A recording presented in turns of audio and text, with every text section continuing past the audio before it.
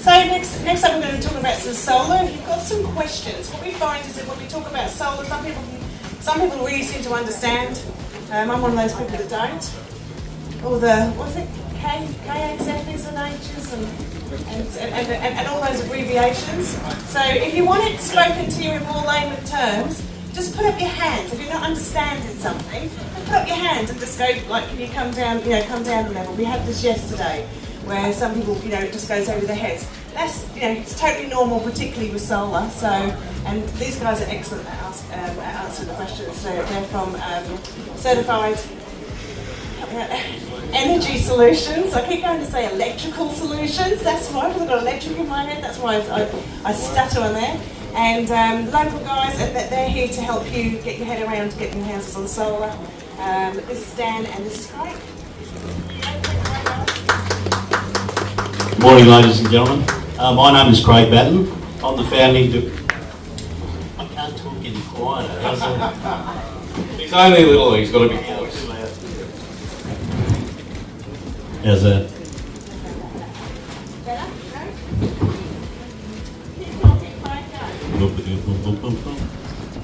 How's that?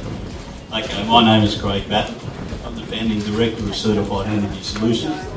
After nearly 40 years in the energy business myself, and the last 10 or 11 years in renewable energy, that's been the most exciting part. Be able to help people get off grid and see what happens with those customers over the years and how they've progressed. We certainly bring a lot of technology to the business and a lot of good solutions. My partner, co-director Daniel Winkler, he's head of technical and installations, and he's the guru when it comes to these frequently asked questions that you're afraid to ask. Dan will be able to answer all those for you. Daniel? Thanks, mate. Yeah, good intro there. So basically I'm the technical boff and the geek of the company. So basically what we do is we specialise, like Craig said there, in off-grid power solutions. So taking away grid power supply and making you independent with your power systems. Now, what we might do is we'll start off by breaking down some of the terminology, which is most commonly used in the industry. Obviously, it's pretty complex when you're talking off-grid solutions and getting your head around all the terms. So let's talk about kilowatts. So when you're looking at inverter capacity, kilowatt refers to basically a tacho system in your vehicle with a red line. So when you're looking at an inverter, say 5,000 watts, that tacho can only go up to 5,000 watts in a red line. So let's ask a quick question here. Anyone know how much a toaster uses in power? About 1,800. 1,800, bang on. Kettle? 2.2. 2.2, okay, microwave. How much? 800. About 2,000 watts on the draw. So straight away that 5,000 watt inverter is going to be limited if you turn all those devices on at the same time. So basically that's going to be an important part of the decision when you're looking at inverter capacity with an off-grid system to decide what devices you're going to run, when you're going to run them, and how long you're going to run them for. That's when we get into kilowatt hours. Kilowatt hours is the fuel tank in the battery storage to get those devices running through for that period of time. So when you're combining all those devices, obviously kilowatt hours is going to be really important when it comes to nighttime consumption with your system. Any other terminology that anyone wants to ask a question about, I suppose? We were going to have prizes, weren't we? But Prizes, got the prize list. yeah, get the prize list. Is there any term anyone's heard when they're talking to off-grid designers or consultants that you don't quite understand in the solar industry? No? No? Okay. MPPT, there you go, good question. So the MPPT is a solar tracker. So you'll find most inverters will actually have dual trackers, so 2 MPPTs, which basically dictate how many directions you can put solar panels on. So you might have a northeast or a northwest. And that one MPPT can handle a certain amount of voltage from the solar array when you hook up your panels in series. And that's the limiting factor on how big a solar array you can install. Yep. So if you want more directions, you can place panels on north, east, west and south. You can do multiple, but then you might have to introduce a product called a Tego optimizer, which allows you to actually have panels facing different orientations within the screen. Yeah, so good question, good question. So when you're designing an off-grid system, one of the important things to keep in mind is when you're considering the investment. To keep your investment down, you want to make sure that the home is energy efficient. Doing things like installing gas hot water, gas cooking services will take a big load from your investment, potentially saving you $10,000 in hardware to run those big energy devices. But that also gives your off-grid system more headroom for luxury devices, air conditioning, things like that, spas, pools, in that design. So for those that can't hear Craig over there, so full load assessments when you're dealing with an off-grid designer or a consultant, generally we'll sit down and we'll ask you all these questions and say, when are you going to use your power? What electrical devices and white goods you're going to use for that period?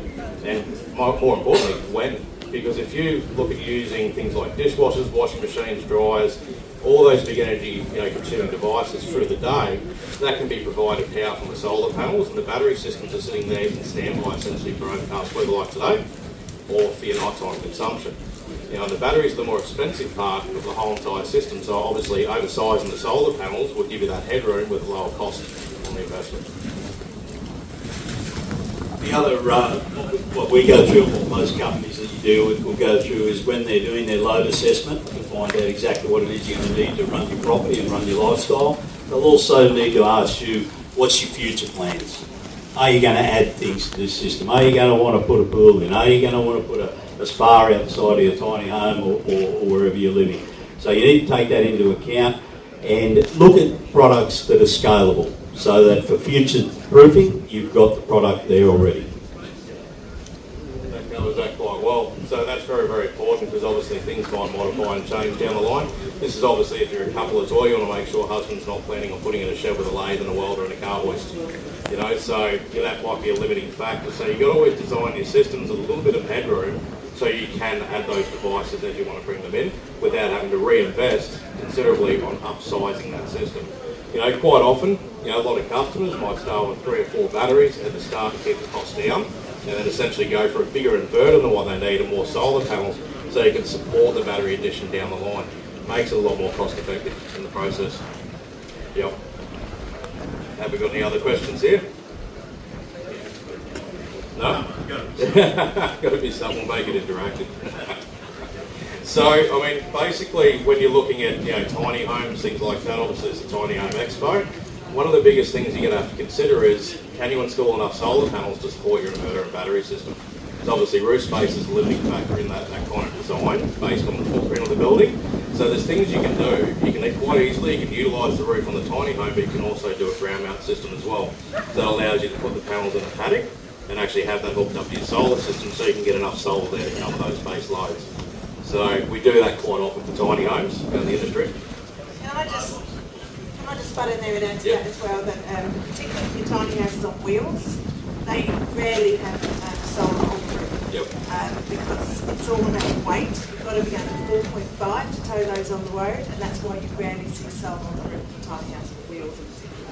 So most people have a wheel set up just like this. Exactly right, perfect, spot on. And most of the time you've got to consider a ground mount system will be an engineered certain insurance as well, which generally means it needs to be bolted to the ground on concrete paddings. It's not a massive task to do that, and you've still got a situation if you want to relocate the tiny home, you can basically disassemble the kit. It's like a big Meccano setup, if you can imagine, for the panels, and you can take that array with you, and then you've just got to do maybe 4 or 5 new footing holes at the new location. So it is something that can be removed. It's not 100% permanent structure while complying. All that. Look for a mobile off-grid solution as well, which we also do, where you can deploy it on site alongside the tiny home, or even put it away, put the tiny home in the bush, nestled in the trees, so you get a nice shaded area, and you can put your solar array out in the paddock to make most of that situation. Yeah. It's, product-wise, when you're looking at different options in the market, obviously there's a big variance in price. You can get off-grid systems from 15 grand. Anything less than that, I'd probably be questioning the quality of the product, to be honest, realistically as a budget. And then it goes all the way up to the sky's the limit. We can do a 3-phase off-grid system for 150,000, or a single-phase system that'll run a house just like you've got the grid for under 40,000, using quality Australian-made product as well. So, and obviously product, when you're looking at that kind of investment, getting a product that is back in Australia, that's really good kind of backup service and after-sales care. That's really important, so you're not going to be stranded. Yeah. You got a question? Everyone up the back? Yeah. That's a different thing. Yeah, yeah. So you still got to screw down? Yeah, so a fixture, so on high winds? Screw down the trailer. Yeah. So basically guide ropes, screw down piers. So that's a good question. That obviously in a high gust, high wind environment, you don't have to worry about the trailer going for a wander down the paddock. Yep, so you still physically fix that there, but it's as easy as undoing your screws. Yep. Here we go. They're going to make you run side to side.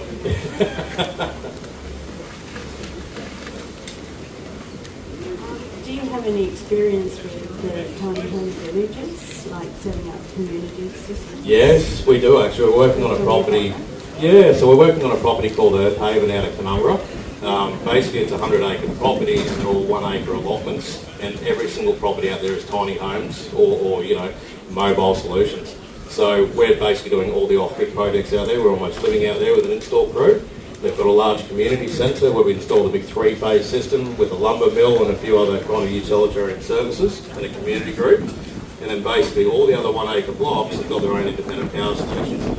There's ways to work around that where you can do a large centralised system, which is obviously a much larger expense and start. But then you've also got to consider underground services to each independent property. So we've found it more cost effective for the owners to take on the responsibility of their own power system and they don't have to worry about sharing their power and getting upset because the next door neighbour's using a 10 kilowatt aircon system and they're only turning on a kettle. So keeping it separate obviously gets rid of any kind of conflict. Yeah, community facilities, and that's shared. So, yeah, we've done a few of these projects, yeah. Is there any system of like feeding?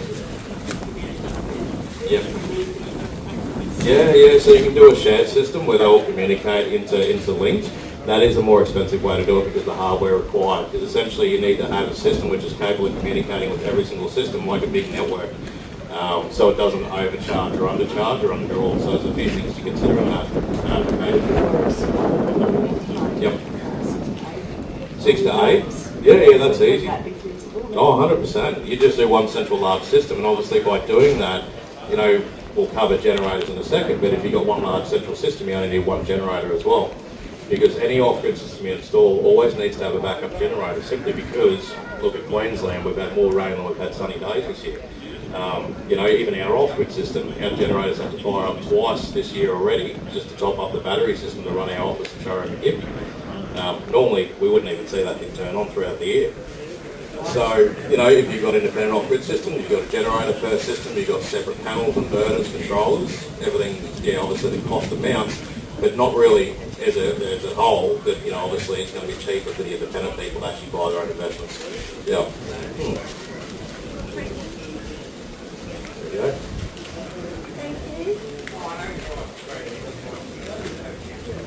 I was just wondering if you could explain more about inverters. Yeah, for sure. So inverters come in multiple different types. I mean, all your battery systems these days are generally a 48-volt battery system, and they obviously convert through the inverter to 240, or obviously 3-phase output as well. So your inverter size has been arranged from 5,000 watts generally up to around about 6 to 8 to 10, and then they go into the 3-phase, into the 15s and 20s plus in large power solutions. So most inverters in the industry are an all-in-one system these days. They have the solar charge controller built into the inverter. They have the output regulator built in there, the transformers. They're basically an all-in-one product. I've been in this industry for over a decade now, and we've gone from, doing a solar system which might have 20 different components installed on a wall, and it takes a team of 3 guys a week to install and fit off, to now you can basically do an off-grid system with 3 to 4 main components. So it's obviously, reduced the cost of install, the cost of the product range, and it's more of a modular solution. So inverters, this is a good question actually, we'll elaborate a little bit on this. Certain inverters will derate in high temps, so whenever you're looking at an inverter system, whether it be a 5,000 watt inverter, if you look at a technical specification on that particular product, you might find at 35 degrees, out of that 5,000 watt inverter, you might only get 3,500 watts. So some inverters are more susceptible to high temp conditions, and that's where, putting them in a cold, cool, kind of environment, nice and shielded, you don't have it in direct sunlight, well ventilated, will actually allow that inverter to hit its peak output and even surge higher than its 5,000 watts on the odd occasion for about 60 seconds. So it might be able to handle the 7,500 watt loads before the generator fires up. So, inverters are probably one of the more important components when you're looking at off-grid systems, because they're essentially the brain of that device. It's controlling everything down to your battery discharge, your charge rates, your solar inputs, every single feature. Yep. Basically checking that we don't get too much power or not enough power. That's what they're doing. That's exactly they're it. doing the balancing act. It's basically managing the whole ecosystem of the off-grid system. It's literally the brain of the device that keeps everything in check and makes sure everything's safe. Yep, that's right. So, question, did they answer that one or? Yep. Okay, awesome. And Back over to you. Yep.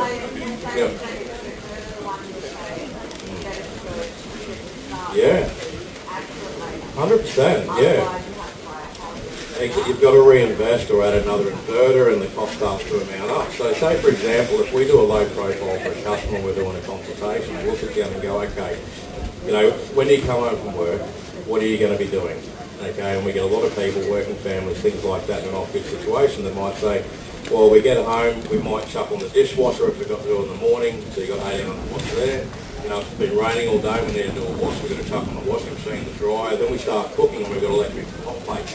You start adding this up and you go, okay, you're doing this within a 2-hour period, so you need that inverter to step up every electrical device when you're adding those kind of components to the load. And we might look at that and go, okay, well, you're going to hit a peak of 80,000 watts for about an hour or 2 hours period while you're using all these devices at the same time. Now, if we look at that, we'll generally go, look, let's go for a 10 kilowatt inverter so we've got a bit of headroom in that usage. If you undersize it, what's going to happen is every night when you come home, if you've got an 8,000 watt inverter and you're using 8,000 watts, for example, there's a good chance that generator's going to run for about an hour, 2 hours at a time while it's doing load assist. That's all right, I think it's yours. So obviously generator runtime is something you want to keep at a minimum because diesel costs money and it also makes a lot of noise. So a correctly designed off-grid system, a generator is basically you'll run maybe once or twice in a month if you get extended poor weather conditions, or if you need to do a load assist for a peak load that jumps up higher than your average daily load. So old days off-grid systems used to just shut off if you overused your power, if the inverter capacity, they just simply trip. Whereas now a generator will automatically integrate, so if your load goes over that 8,000 watt inverter capacity for too long, the generator will fire up the load assist with the other 1,000 or 2,000 watts. And as soon as that load subsides, the generator turns off. So it's all automatically integrated. Yep. Hang on a second, let me so everyone can hear your question. It's kind of like they just get the answers when they're not. Yeah. Just thinking about motor tracking devices. Yeah. I think about it from time to time and wonder what Not much. So I suppose my question is it worth it? Is it not? Yeah. What are the considerations?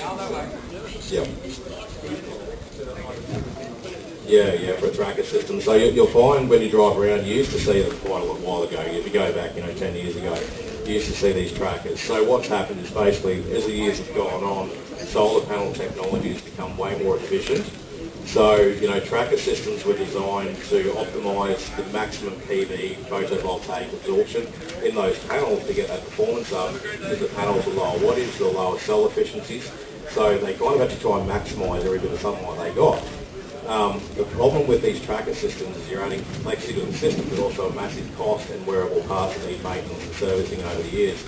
So what you find is you're generally better off going for a bigger solar array, which is going to pick up for any deficiencies that you get over that 12-month period. Even in the middle of the year when the sun's lower in the sky, you've got less generation, you're still going to get more power out of those new panels because they're efficiency rated. So, every single year panel technology changes. We're up to an N-type panel now, which came out late last year, and panels are also going to a dual glass design. So what that means is there's no white backing on the back. They've actually got the colors top and bottom of those solar panels that increase the generation scale of those systems, even on refraction. So if you've got a grey mount system that's facing, 20 degrees due north, which is pretty much perfect for your solar generation, you're going to get maximum absorption. You can still pick up an ambient refraction from those panels as well, and it boosts up those cells' efficiencies. So, big solar yep. Yeah. No, so they are on trackers, they rotate, they go back and forth. But when you're talking about a multi-billion-dollar investment, but in saying that solar farm's only running 20% of its capacity, so yeah, there's a few things about that solar farm we won't talk about, I suppose, but So yeah, when you're talking that kind of investment, it might make sense when you've got thousands of panels for it to move and track back and forth. But you'll also notice when you drive past, quite often you'll see roads that haven't actually relocated. There you go. And because it's a wearing part, it's not a mechanical part to fail it. So when we do off-grid systems, because we go rural, Queensland, out bush, some of our jobs are 15 and 20 hour drives. So the idea is to keep it simplistic because you've got less things to fail, and it just means the system's going to last for a long time with little involvement. So keeping it simple is definitely a good way to go. Yep. Yes, mate. Would you set your panels up for a summer orientation or a winter orientation? Well, I suppose it's going to depend on how usage goes. So this is where it gets a little bit more technical as well, so you find out how the customer uses their power. So essentially, if you came to me and you said, look, I'm only at home for the first half of the day, I use a lot of power at the night, the afternoon I'm really not at home, or even the other way around, it might actually dictate what side of the panels they're going to face. So if you're going to face them predominantly northeast or northwest, it's going to give you a boost in certain times, which are going to take away the dependency for the battery storage by increasing the generation at that time. So that's all part of a design when an off-grid consultant kind of speaks to a customer to find out where that usage is. Because if you're using a lot of power in the afternoon, not much in the morning, then we might try and go northwest, on that array, for that design to boost the power in the time period that you're going to be consuming. So, yeah, I mean, generally a north aspect is going to be a safe bet for most situations, for most customers. You're still going to generate a lot. Like I said, the panels are the cheapest part, so you can put a big solar array up to pick up for any deficiencies either end of the day. Angle-wise for summer Yep. and winter? Oh, like a pitch? Yeah. So if we do a ground mount system, for example, and we're not limited to the roof space or the pitch of the roof or the fall, we're generally up around about a 20-degree pitch. And then what that pitch is going to do, that 20 degrees, it's going to help you still generate a decent amount of power in the middle of the year when the sun's lower in the sky, so you won't lose as much generation. So that's basically setting up for summer. Yeah, essentially. Well, it's going to be the best for all 12 months of the year on a 20-degree pitch, with that orientation. Roof spaces, when we're looking at a 5-degree pitch or something like that, if we want to really generate more power and we're limited for roof space, then we might go, okay, well, let's squeeze a little bit more out of these panels by putting them on a tilt rack and standing them up on the roof. So you can kind of maximise a smaller footprint. Yep. How does it work if you're not completely on the grid? You have to be connected. Yep. That's 50% of our work is doing hybrid systems. So the way we've kind of approached this one is all of our product is dual compatible, so it can be run in hybrid or off-grid, so they're approved with both methods of installation. So we get a lot of customers that aren't quite ready to go off-grid, so they install an off-grid system essentially on the grid. But the way it works is the solar panels always focus on self-consumption first inside the house during the day. When you're not consuming that power directly from the panels, it'll then force charge the battery system to top those up in the morning. And then once the batteries are full and your consumption's covered, it then goes to export to the grid. And depending on where you are, if you're in Energex, you might be lucky to get 5-6 cents a kilowatt hour, and Ergon's, about 13 cents have actually gone up as of last year, which is pretty rare.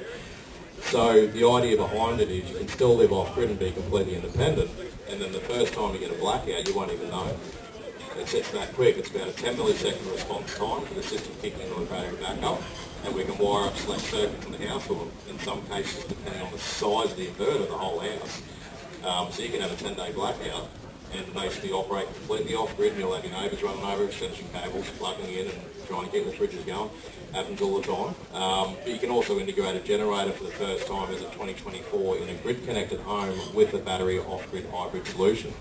So you can have a 2-month blackout, and even if your solar panels are underperforming, the generator can still be called automatically to back up and then top up your battery system and then turn itself back off again. So you completely sever the connection. Yep.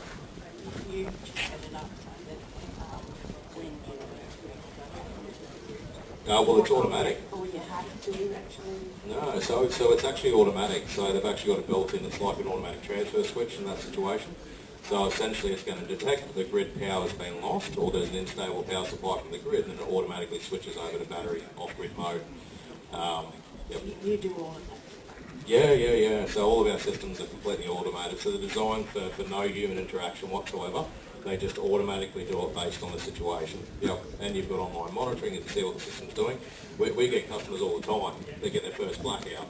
Well, actually, I had one the other day. They got a Redo product, a 3-phase, and he sent me a message and he goes, "Oh, I've got they're shutting down the grid to do maintenance works." what do I do? And I said, you do nothing, mate. And he goes, oh, that's right, it's got battery backup. You know, so I said, yeah, the only bloke in the street's going to have power, mate. Because it's an automatic thing, and it's literally almost a UPS level. So we do, battery systems for customers with CPAP machines, medical equipment, things like that, where obviously if power drops out through the night, it becomes a medical issue. And we can have dedicated circuits for these systems, so that way it's always going to back up that service. Pretty much the lines between Grid Connect Solar, hybrid and off-grid are pretty much getting completely blurred. You'll find most manufacturers, big manufacturers globally, are actually doing systems which are dual compatible with that merger, and we get a lot of people that aren't ready to go off-grid straight away that want to have that option to go off-grid down the line, might not want to buy a generator straight away for that investment, and then they might start with 2 or 3 batteries, just to kind of pick it off and just build on that solution if they need it, they can manage it. So, good question. Have we got anything else out of that here? Yeah. Yep.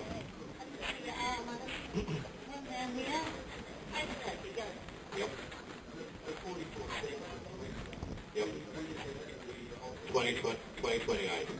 Yeah, that's right. Yep. I haven't heard that. Yeah, I might be incorrect, but my understanding is 2028 has been for the last year, however long. Obviously customers on the high band tariff, we're seeing a bit of a difference. Some people are still getting credits, and then those that aren't getting credits because the cost of electricity's gone up so high, all of a sudden the bills start coming up, that's when it becomes pointless to hold on to the feed-in tariff.